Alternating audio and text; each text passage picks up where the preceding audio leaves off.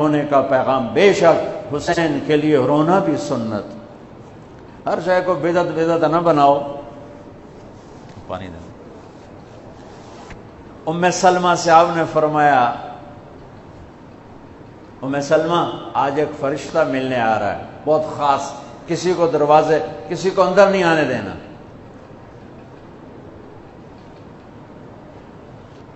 حضرت ام سلمہ پیرے پہ کھڑی ہو گئی۔ تھوڑی دیر میں حسین آ گئے، چھوٹے بچے معصوم ابھی، اندر جانے لگے، انہوں نے روک دیا، وہ رونے لگے، وہ روئے تو انہوں نے چھوڑ دیا۔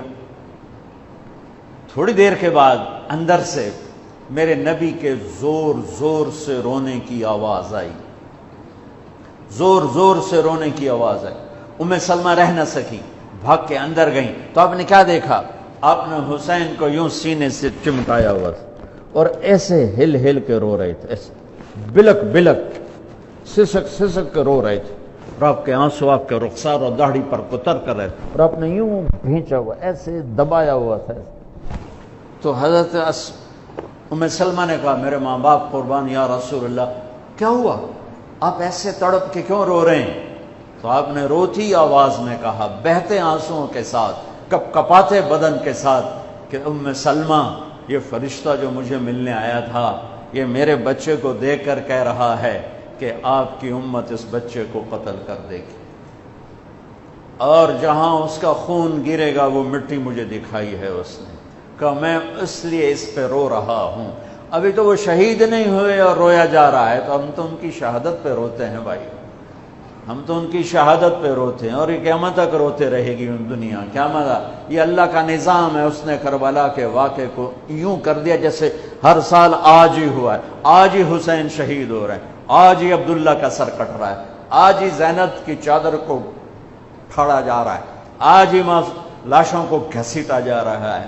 وہ میں حیران ہوتا ہوں، ٹیپو سلطان سرنگا پٹم میں شہید ہوئے، دشمن کون؟ انگریز، کون؟ کافر۔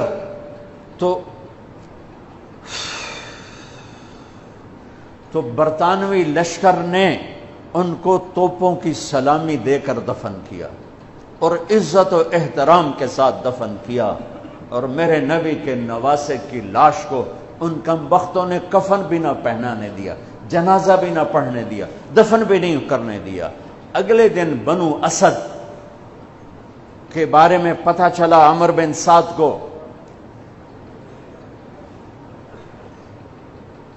تو راتوں کہ وہ ان کو دفنانے والے ہیں، تو راتوں رات ان کو بغیر جنازوں کے مٹی میں دبا دیا اور اوپر پانی چھوڑ دیا کہ کوئی پتہ ہی نہ چلے حسین کی لاش۔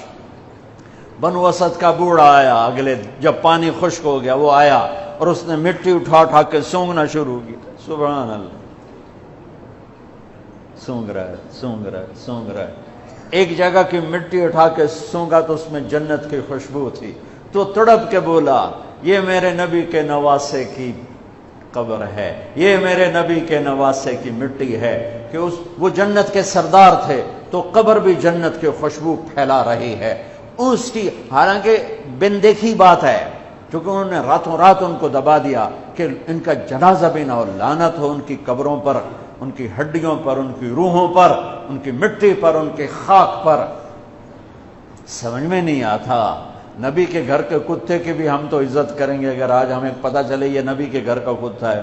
ان کم بختوں کے سامنے نبی کے نواسے کھڑے تھے، نبی کی نواسیاں تھیں اور نبی کی اولاد تھی، اور ان کے دل ایسے پتھر، آنکھیں ایسی اندھی، کان ایسے بہرے کہ انہیں ایسے تلوار چلائی جیسے سامنے کوئی رومی لشکر کھڑا ہو، یا جیسے سامنے کوئی فارسی لشکر کھڑا ہو۔